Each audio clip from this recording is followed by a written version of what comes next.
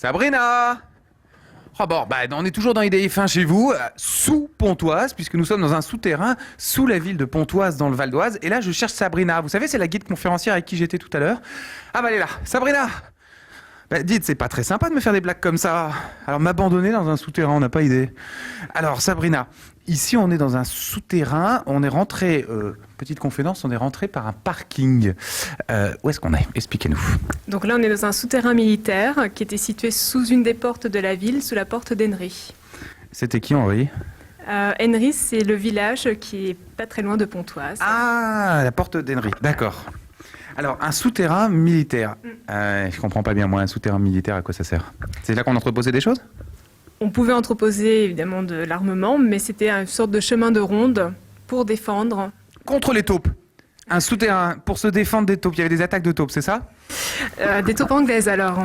Donc c'était surtout contre les invasions d'ennemis et notamment donc les Anglais, comme on en avait parlé tout à l'heure dans les fortifications. D'accord, mais je dois être plus bête que nature, mais comment est-ce que un souterrain peut servir à se protéger contre des gens à l'extérieur? Alors, c'était une sorte de double protection parce qu'au-dessus de nous il y avait un bastion, une sorte de forteresse qui faisait à peu près 3 étages de hauteur, qui venait donc renforcer les fortifications de la ville.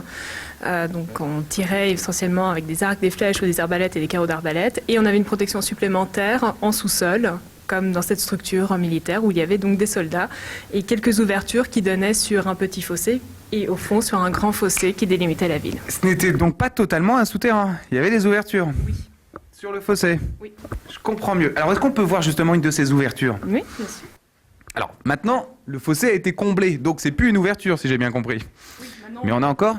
Alors, on ne voit plus du tout l'extérieur, mais ici, on a un type d'archère canonnière qui a été réaménagée quand on a voulu introduire, évidemment, de l'artillerie plus lourde dans la défense de Pontoise. C'est-à-dire que là, on avait un gros canon, on avançait le canon là-dedans. Voilà, ça va loin, là, comme ça? Non, c'est pas très profond. Donc maintenant, c'est bouché par un mur, mais ça donnait directement sur le fossé qui délimitait la ville en partant des bords de l'Oise. Et de là, on tirait sur les Anglais? S'ils attaquaient, oui. Voilà. Sauf quand c'est les Anglais qui avaient pris la ville, alors c'est eux qui nous tiraient dessus. Par exemple. Oh, j'aime moins. Alors, on peut aller voir par là. Là, on est au bout du tunnel. Voilà, on est au bout de la galerie. Attention à votre tête. On est dans une petite salle qu'on appelle une caponnière. Donc c'est une petite salle en avancée. Une caca quoi? Une caponnière. Caponnière. Pourquoi on avait une cape ici? C'est une petite salle qui est en avancée par rapport au bastion, puisque le bastion s'arrêtait au niveau de cette porte. Ouais. Et de cette petite salle, on pouvait défendre les 2 grands fossés de la ville. Ah oui, là on voit très bien ici. Ah bah tu vas rien voir évidemment, forcément, il n'y a pas de lumière. Mais là on voit très bien qu'il y avait un tout petit trou pour... Et on en a un autre là-bas, au fond, Ah, là-bas. qui permettait... Ah oui, on le voit là-bas. Ah oui, le petit rond, le tout petit rond, là, il servait juste à rentrer la tête du canon. Le fil du canon. Ah oui, c'était pour éviter de se faire blesser, quoi. Hein. C'était vraiment bien calculé. D'accord, alors on va continuer de l'autre côté. Hop là. Et alors, il y a un escalier là qui monte, il va où? Alors maintenant, il débouche chez des particuliers, mais c'était une autre... Parce que là, on arrive dans le jardin d'une maison. Plutôt une petite cour d'un ancien brocanteur. Voilà. Et alors avant, ça montait dans le bastion?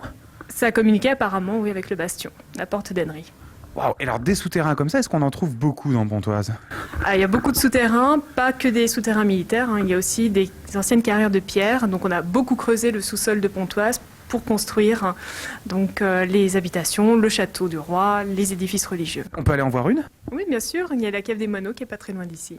Eh bien écoutez, ça me paraît une super idée. Vous retrouvez tout de suite un super programme et on se retrouve juste après dans la cave des moineaux. Qu'est-ce que viennent faire des moineaux?